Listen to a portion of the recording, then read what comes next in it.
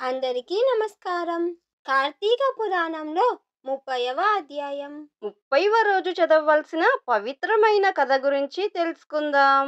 కార్తీక వ్రతం మహిమ ఫలశ్రుతి. నైమిసారణ్య ఆశ్రమమున సౌనకాది మహామునులందరూ సూత మహాముని తెలియజేసిన విష్ణు మహిమను, విష్ణు భక్తుల చరిత్రను విని ఆనందించారు. సౌనకాది మునులకు ఇంకా సంశయం తీరక సుతుణ్ణి చూసి ఇలా ప్రార్థించిరి: ఓ మునిశ్రేష్ఠుడా, కలియుగమునందు ప్రజలు అరిషడ్వర్గాలకు దాసులై అత్యాసపరులై జీవించుచు సంసార సాగరమందు తరింపలేకున్నారు. అటువంటి వారు సులభముగా ఆచరించగల తరుణోపాయము ఏదైనా ఉందా?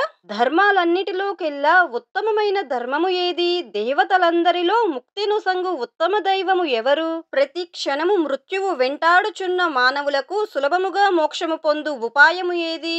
మా ఈ సందేహములను తీర్చవలనని ప్రార్థించుచున్నాము అని వేడుకున్నారు. అప్పుడు సుతుడు సౌనకాది మహామునులను చూసి ఇలా అన్నారు: ఓ మునులారా, మీకు కలిగిన సందేహములు అందరూ తెలుసుకోదగినవే. కలియుగమునందు మానవులు మందబుద్ధులై క్షణిక సుఖముతో కూడిన సంసార సాగరమును దాటుటకు మీరడిగిన ప్రశ్నలు మోక్ష సాధనములు కాగలవు. కార్తీక వ్రతం చెయ్యడం వలన యజ్ఞ యాగాది క్రతువులు చేసిన పుణ్యఫలం, దాన ధర్మ ఫలం కలుగును. కార్తీక వ్రతం శ్రీమన్నారాయణునికి ఎంతో ప్రీతికరమైన వ్రతం. ఇది అన్ని వ్రతముల కంటే గొప్పదని సాక్షాత్తు ఆ శ్రీహరినే వర్ణించియున్నాడు. కార్తీక వ్రత మహత్యమును వర్ణించుటకు నాకు శక్తి చాలదు. నాకే కాదు, స్వయంగా బ్రహ్మదేవునికి సఖ్యము కాదు. అయినను నా శక్తి మేరకు ఈ వ్రత మహత్యమును వివరించుటకు ప్రయత్నిస్తాను. కార్తీక మాసంలో ఆచరించవలసిన పద్ధతులను చెబుతున్నాను, శ్రద్ధగా ఆలకింపుము. కార్తీక మాసంలో సూర్య భగవానుడు తులారాశి యందు ఉన్నప్పుడు శ్రీహరి ప్రీతి కొరకు మనకు ముక్తి కలుగుటకు తప్పనిసరిగా నది స్నానం చేయవలెను.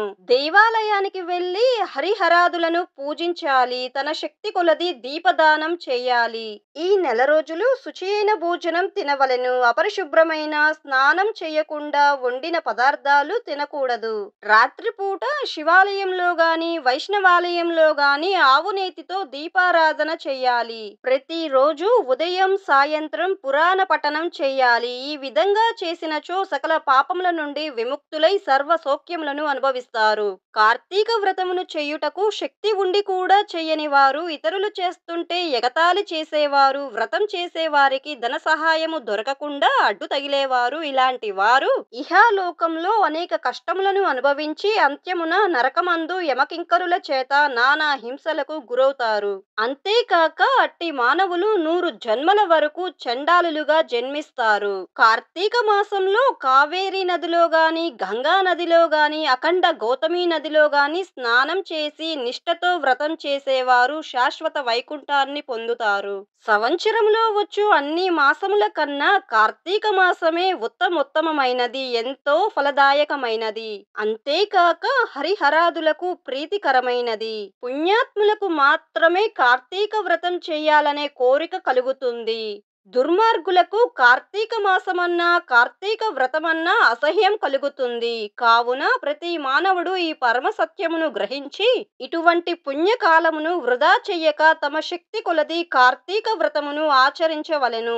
మొత్తము నెల రోజులు చెయ్యలేని వారు కార్తీక శుద్ధ పౌర్ణమి రోజునైనా వ్రతమును చేసి పురాణ శ్రవణము చేసి రాత్రంతా జాగరణ చేసి మరునాడు ఒక బ్రాహ్మణుణ్ణి భోజనానికి పిలిచి అతనిని దక్షిణ తాంబూలములతో సత్కరించిన ఎడల కార్తీక మాసం మొత్తము వ్రతం చేసిన ఫలితము లభించును.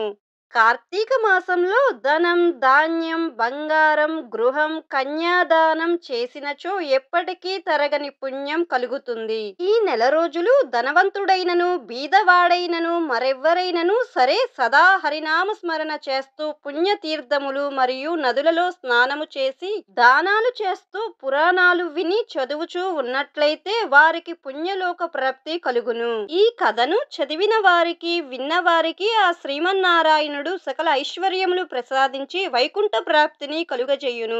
ఈ విధంగా సుత మహాముని సౌనకాది మునుల సందేహములను తీర్చుతూ మనకు కూడా కార్తీక వ్రత మహిమను తెలియజేసెను. ఇట్లు స్కాంద పురాణం తర్గత వశిష్ఠ ప్రోక్త కార్తీక మహత్యమందలి 30వ అధ్యాయము 30వ రోజు పారాయణము సమాప్తము. ఓం సర్వేషాం స్వస్తిర్భవతు. ఓం సర్వేషాం శాంతిర్భవతు. ఓం సర్వేషాం పూర్ణం భవతు. ఓం శాంతి శాంతి శాంతి. ఓం నమః శివాయ.